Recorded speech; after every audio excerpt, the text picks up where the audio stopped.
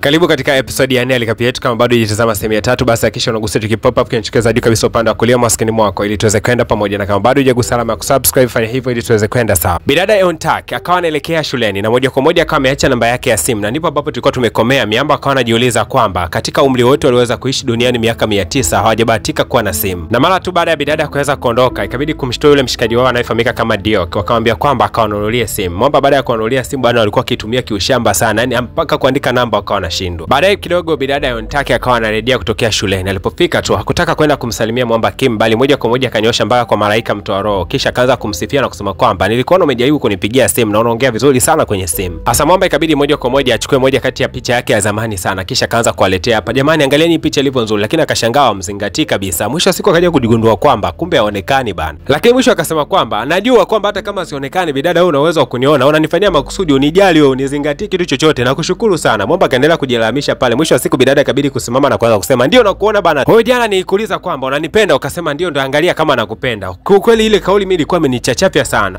Mwisho wa siku akajishtukia kwamba anaongezi mada mbele ya malaika mtoa roho, na mada sio sahihi kabisa kwa yeye kuweza kusikia. Na walipogundua kwamba amezingua ikabidi kukimbia sana kuelekea kila mmoja chumbani. Akaanza kuwaza imekuwaje tumeweza kuzungumza mada za msingi kama hizi mbele ya mwamba huyu malaika mtoa roho bana. Lakini wakati huo malaika mtoa roho alikuwa akiwaza sana juu ya bidada Sani. Kwa nini yule bidada ametoka kumuingia sana moyoni mwake? Licha ya kwamba bidada alikuwa amempatia namba ya simu, Mwamba hakujaribu hata kidogo kuweza kumpigia. Anawaza ni kwa nini nilianza kulia mara baada ya kumuona tu. Hasa kina Kimshini akagundua kwamba hili jamani nilioga sana na naogopa kweli kumpigia bidada. Mwisho wa siku akachukua namba ya bidada na kuweza kumpigia. Jamaa akawa amekasirika na kusema hapana bana msimpigie. Mwisho wa siku akawa amepiga ile simu, lakini akafanikiwa kuweza kuidaka. Bidada Kimsan alipogundua kwamba kuna mtu alikuwa amejaribu kumpigia ikabidi kuweza kupiga. Akaanza kuongea na Mwamba. Bana mimi naitwa Grim Reaper hapa, nilikuwa nawasiliana na wewe, nilikuwa najaribu namba yako naona imeita. Akasema ndio nataka tukutane siku ya leo. Basi walikutana katika lile eneo la mgahawa, lakini siku ya leo Mwamba huyu Grim Reaper akampatia bidada pete na kumwambia kwamba pete hii ni nzuri sana na kupatia kama zawadi. Bidada akasema asante, na kisha baada ya hapo akawa ameondoka. Na lakini huku upande wa pili Mwamba Kimshini alikuwa amemtoa bidada Eontak katika eneo fulani vila mgahawa, lakini huu mgahawa ulikuwa huko nchi ya Canada. Alipokuwa akihudumiwa bidada, Mwamba alikuwa akimtazama kwa huzuni sana, kwani Mwamba alijua wazi kwamba siku ambapo upanga utakwenda kutolewa katika mwili wake, basi siku hiyo atakufa na atamwachaje bidada anatabasamu lote hili alilonalo. Akawa anawaza kweli kweli, na jioni ilipoweza kufika akamwambia bidada kwamba anataka unichomoe upanga wangu. Lakini bidada Eontak akasema kwamba sitoweza kuchomoa upanga wako kwa sababu nimeweza kugugo katika mitandao ya kijamii kujua taarifa zako, lakini kwa bahati mbaya sijaweza kujua kitu chochote kuhusiana na wewe kinachohusu jana yako. Kwa hiyo siwezi nikachomoa upanga wa mtu nisiyeweza kumjua vizuri. Mpaka nitakapokujua vizuri ndipo nitakapokuja kuchomoa upanga huo. Lakini Mwamba alipoweza kuambiwa maneno hayo akaanza kulia akisema kwamba mimi nilikuwa mwenye dhambi tu. Kisha machozi akawa yanamtiririka. Bidada akawa amemfuta machozi yake na kumwambia kwamba utakuja kunieleza siku moja ilikuwaje mpaka ukawa mwenye dhambi. Lakini bidada katika kuongezea udadisi kwa Mwamba, siku ya kesho yake Mwamba alipoenda kumchukua bidada shuleni akaanza kumuuliza kwamba ni kwa nini uliweza kumsaidia mamangu siku ambayo inakaribia kuweza kufa wakati ana ujauzito wangu. Mwamba akaanza kueleza kwamba kwa mbali sana nilimsikia mamako akiwa analia wakati amegongwa na gari, akisema kwamba anamwomba Mungu amsaidie angalau tu hata mtoto wake aweze kupona. Mimi nikamsaidia mamako na kumpatia miaka 6 ya kuishi. Niliamini katika umri huo angalau atakuwa amekusogeza kidogo kimalezi, na ndipo akaweza kufa. Wakati Mwamba anamsimulia bidada story hizo, bidada machozi alikuwa akimtoka tu katika macho yake. Mwamba akawa amemshika kichwani na kuanza kumpoza huzuni yake. Baadaye walipoweza kurudi nyumbani, bidada akamwambia Mwamba kwamba nataka sasa hivi uwe bonge la handsome kuliko hapo ulipo sasa hivi. Jamaa akashtuka, niwe handsome? Akawa amepokea simu kwa kuzuga akaanza kukimbia bana. Mwamba Kimshini anaamini kwamba kadri atakapozidi kuchelewa, siku atakayokuja kumwambia bidada amchomoe ule upanga, basi atakuwa amechelewa sana, kwani bidada atajua kwamba pindi atakapokuja kumchomoa Mwamba atakufa. Kwa bidada huenda atakataa, kwa anamharakisha bidada aweze kumchomoa upanga huu. Kampeleka katika eneo fulani hivi jepesi sana na lenye nyasi nyingi sana, kisha akamwambia bidada kwamba nahitaji unichomoe upanga wangu. Bidada haelewi chochote kwamba pindi atakapomchomoa Mwamba upanga jamaa atakufa. Akanyanyua mikono yake na kuanza kushika ule upanga. Ghafla tu bidada akashangaa kwamba hawezi kabisa kuushika ule upanga. Akabaki anajiuliza ni kwa nini siwezi kuugusa tena upanga huu. Akamkisi jamaa akijua wazi kwamba huenda akiwa na hisia na jamaa ndio upanga huu unaonekanika na anaweza kaushika, lakini kwa bahati mbaya akashangaa kuona kwamba hawezi kushika kabisa upanga ule. Hasa bidada katika shule aliyokuwa akisoma, kuna mwamba mmoja alikuwa anafahamika kama Tai Hii. Alikuwa akimpenda sana kabla huyu Mwamba Kimshini kuweza kutokea katika dunia hii. Kiuhalisia ni kwamba Tai Hii alikuwa na urafiki wa karibu sana na Mwamba Kimshini kutoka alipokuwa mdogo. Jamaa alikuwa akimfundisha sana kucheza mchezo wa baseball kwa sababu mama yake alikuwa akimlazimisha kufanya michezo ya piano, lakini yeye Mwamba alikuwa akipenda sana baseball. Huyo Mwamba Kimshini aliwahi kumsaidia dogo mpaka leo amekuwa bora zaidi katika mchezo wa baseball. Ni kwa sababu Mwamba alikuwa akimfundisha kisirisiri kucheza mchezo huu mpaka leo dogo amejikuta yuko vizuri kabisa. Nyakati za usiku Mwamba Kimshini akiwa amerudi nyumbani, alishangaa kuona kwamba bidada mpaka dakika hii bado hajarudi. Kabidi kuweza kumpigia simu na bidada akasema kwamba yuko busy, kisha akawa amekata simu. Ikabidi kuwafuata hao mizimu na kuambia kwamba bidada atakuwa ameelekea wapi. Hao mizimu hawakuwa na namna yoyote ile kwa sababu wanaogopa sana Goblin, kwa sababu cheo cha Goblin ni kikubwa sana na ni mtu hatari zaidi. Ikabidi wamuelekeze kwamba bidada Eontaki siku za weekend anapopataga nafasi huwa anatembelea kumbi mbalimbali kwenye sherehe za harusi na kwenda kutumbuiza huko kama mwimbaji. Mwamba haraka sana akaelekea katika eneo hilo, na hapa bidada akamsubiria mpaka alipomaliza kuimba, kisha akaanza kurudi naye nyumbani. Lakini wakati anarudi nyumbani, bidada akasema kwamba huenda mimi sio mtu ambaye nastahili kuwa mke wako kwa sababu nilishindwa kugusa upanga ule. Lakini kitu pekee ambacho bidada Eontaki alikuwa akijui ni kwamba Mwamba Goblin alishampenda, na si tu kwa sababu ana uwezo wa kuona upanga ule, bali katika namna ambayo yeye mwenyewe binafsi anampenda kama alivyo. Mwamba alipokuwa amemkumbatia bidada, ghafla akaanza kuhisi maumivu makali sana, na mwisho wa siku upanga wake ukaanza kuonekana. Bidada akaweza kushika upanga ule, lakini akawa anafikiria namna gani anaweza kaanza kuvuta upanga huu ili Mwamba aweze kuwa salama. Lakini baadaye wakati bidada anaendelea kuvuta ule upanga, Mwamba akawa amemsukuma bidada mbali sana, kisha akaenda kumdaka yeye mwenyewe. Baadaye bidada anakuja kushtuka yuko katika kitanda. Alipoamka tu akamuuliza Mwamba, "Je, uko salama?" Mwamba Kimshin anajaribu kufikiria sababu ya yeye kuweza kumsukuma bidada. Hapati kabisa majibu kwa sababu ndio hatima inatakiwa iwe hivyo, lakini Mwamba akazidi kumtazama bidada na namna ambavyo alikuwa akitabasamu. Akawa anawaza namna ambavyo atamwachia sura ya huzuni baada ya kuondoka kwake. Siku ya kesho yake mapema na alfajiri, Mwamba Kimshin alikuwa anampeleka bidada Eontaki katika maeneo ya chuo, lengo aweze kufanya interview kwa sababu anatarajia kujiunga na chuo siku za hivi karibuni. Lakini alipokuwa anampakia tu bidada, kuna mtu mmoja alionekana kuwa na baisikeli akaja mbele yake, na mwisho wa siku gari ikapata ajali. Lakini baada ya huyu jamaa alikuwa na baisikeli yake kuweza kupata ile ajali, mwisho wa siku ndani ya gari ambapo bidada alikuwa amepanda, kuna mwamba mmoja alikuwa amefeli interview na kusema kwamba natamani hata gari ingepata ajali na wote tuweze kufia humu. Mwisho wa siku basi ikaonekana kupinduka. Lakini kumbe haya yote yalikuwa ni maono, na mwamba alikuwa akiona matukio ambayo yatakwenda kutokea mbele baada ya bidada kupanda basi ile. Mwisho wa siku bana akaweza kumwona yule mtu aliyekuwa anaendesha baisikeli. Sasa ili kuweza kuzuia tukio ambalo litakwenda kutokea mbele, ni lazima aweze kumsimamisha huyu mtu aliyepanda baisikeli. Ikabidi kuweza kumvizia kwa mbele, na mwisho wa siku akampatisha ajali ya makusudi. Na huyu mwamba alikuwa akikimbia na hii baisikeli, alikuwa ni mwizi ambaye alikuwa ametoroka baada ya kufanya wizi fulani huko mbele. Lakini mwisho wa siku alipofika kwa mwamba na kuna jamaa ameweza kumzuia, basi akawa amechukua kisu chake na kutaka kuanza kumchoma jamaa. Lakini mwamba Kim kwa kutumia uwezo wake wa miujiza akaweza kumnyang'anya mwamba kile kisu, na mwisho wa siku kuna basi likaonekana kupita pale pale kando. Kwa hiyo jamaa alitakiwa kupatia ajali hapa katikati ya lami ili gari lingine liweze kupata ajali. Lakini kwa sababu mwamba Kim alikuwa amezuia ajali hile, mwisho wa siku bana watu wote wakawa salama kabisa ndani ya ile basi. Lakini kumbe malaika watu wa roho wakiongozwa na yule mwamba anayefahamika kama Grim Reaper walikuwa wameambatana katika eneo hili, kwani walikuwa wanategemea tukio la ajali liweze kutokea ili waweze kuchukua roho zao. Lakini kwa bahati mbaya wakashangaa ile ajali haijaweza kutokea. Mwamba Grim Reaper alipomwona bidada Eontaki ndani ya basi akagundua kabisa kwamba aliyesababisha ajali hii isiweze kutokea basi atakupo ni mwamba Kimshi. Hii kitu ilimkela sana, na ni kweli kabisa akamwona mwamba yuko ngambo ya barabara. Mwamba Deok yule mfanyakazi wa jamaa Kimshin siku ya leo alikuwa ameagizwa kwenda kuchora picha yule bidada ambaye mwamba huwa anaendaga kuonana naye mara nyingi sana. Lakini alipoweza kuletewa tu mchoro, huyu malaika mtoro akajikuta anatililika na machozi mengi sana. Hasa Deok kwa sababu kila wakati anashangazwa sana na hii tabia ya mwamba kuanza kulialia kila anapoiona picha yule bidada Kimsun. Ikabidi moja kwa moja aende kumweleza mwamba Kimshi kwamba mwamba, sijajua kwa nini huwa analia kila anapoiona picha dada yako yule bidada Kimso. Lakini kila wakati mwamba Kimshi hajui kabisa kwamba dada yake yupo katika dunia hii, na hata huyu mwamba Deok naye hajui kabisa kwamba dada yake na mwamba yupo katika dunia hii. Wote wanajua ni picha tu, mwamba akionaga ndo analia. Kumbe jamaa anakutana naye leo, akaamua kumfuata na kuanza kumuuliza ni kwa nini unalia kila unapoiona picha hiyo. Mwamba akasema kuwa sielewi kuna kumbukumbu gani baina yangu na yake, ila anajikutaga kila anapomtazama anajikuta anatokwa na machozi. Kwa baki anamshangaa tu. Akaamua siku ya leo kuweza kumuita bidada Kimsan na kumwambia kwamba anahitaji waweze kuongea kidogo. Lakini wakati wanaendelea kuongea, bidada akawa anamkumbusha kwa kumwambia kwamba mimi jina langu naitwa Kimsan, lakini mpaka leo hujawahi kabisa kuniambia jina lako wewe ni nani. Hivi ni kwa nini unanizungushaga kila wakati? Lakini kiuhalisia ni kwamba mwamba hakumbuki kabisa jina lake. Jina lake ni baya kwa sababu yeye anaitwa Grim Reaper, yani malaika mtu wa roho. Sasa hajuagi jina lake kamili yeye ni nani. Hasa tukirudi nyumbani, mwamba Kimshin akiwa katika chumba chake cha library akiendelea kujisomea na kutafuta vitabu, kwa bahati mbaya sana akajitokeza mdada mmoja hivi akiwa amevalia nguo nyekundu. Akamwambia kwamba kama usipoweza kutoa ule upanga basi bidada atakufa kwa niaba yako, kwa sababu kusudi la bidada Eontaki kuweza kuzaliwa ni kuhakikisha kwamba anakuja kusaidia wewe kuchomoa upanga huo. Kwa kama akija kufa kabla ya kuchomoa upanga wako, basi hakika utaendelea kubaki na upanga wako mpaka mwisho wa dunia. Lakini kama pia akiendelea kubakia duniani bila kuweza kuchomoa upanga huo, kutakuwa hakuna sababu za yeye kuendelea kuishi, tutamuua sisi wenyewe. Na akamwambia kwamba hata zile ajali ambazo ulikuwa unamsaidia ni kama tulikuwa tunakupa onyo tu, lakini zaidi sasa hivi zitakuwa nyingi kuliko kawaida. Miongoni mwa matukio hayo ya majaribio, mwisho wa siku jaribio moja litachukua uhai wake, na akishindwa kabisa kuchomoa upanga wako basi utaendelea kuishi milele. Na siku ya leo bidada Eontaki akaamua kujitoa mwanga moja kwa moja, akaenda mpaka kwa malaika mtoro kwa sababu huyu ndo anaojilani na mwamba Kimshin. Ikabidi kwenda kuuliza hivi ni kitu gani kitakwenda kutokea pindi nitakapokuwa nimemvuta mwamba ule upanga wake ulio katika kifua chake. Mwamba malaika mtoro hanaga kabisa bambamba wala kupasha viporo. Akaamua kumchana bidada ukweli kwa kumwambia kwamba kwamba siku utakayokwenda kuchomoa ule upanga ulio katika kifua cha mwamba, basi siku hiyo hiyo mwamba atakwenda kupoteza maisha. Hasa katika maeneo ambayo bidada alikuwa akifanyia kazi zake za part time. Siku ya leo kuna mvua nyingi sana ilikuwa ikinyesha barafu, na mwisho wa siku baadhi ya barafu zilikuwa zimeingia ndani kusababisha ajali mbaya sana, na mwisho bidada akaangukiwa na baadhi ya vitu. Baada ya hapo akapoteza fahamu. Leo malaika wa kifo moja kwa moja alikwenda kwa mwamba Kimshin, kisha akampelekea barua na kumwambia kwamba nimepewa kazi moja tu, kuhakikisha bidada roho yake na kwenda kuikabidhisha mapema iwezekanavyo, na kifo chake kitatokana na barafu. Sijajua yuko wapi, lakini uhalisia ni kwamba atakapokuwa tu anakufa mimi ndajua wapi alipo. Na kwa ushahidi kabisa mwamba kuonesha kwamba sasa hivi hana mbambamba, akamuonesha barua ambayo amepewa na Mungu wake kuhakikisha kwamba bidada siku ya leo anaingia mbinguni. Mwamba akazivuta zile barua, katika kuzitazama ni kweli kabisa jina ni Eon Tae, anatakiwa kufa kwa barafu siku ya leo. Mwamba ikabidi kutoka haraka sana kwenda kumtafuta bidada, lakini hakuweza kufanikiwa kumuona. Hata kule nyumbani alikokuwa amerudi aligundua kwamba bidada hakuepo kabisa, wala vitu vyake havikuepo. Kumbe bidada aliposikia habari ya kwamba siku atakaovuta ule upanga mwamba atakufa, hakuona sababu ya kuendelea kuishi jirani na huyu mwamba. Nikusiku baki nami na tukutane wote katika episodi ya 5 ya Recap yetu.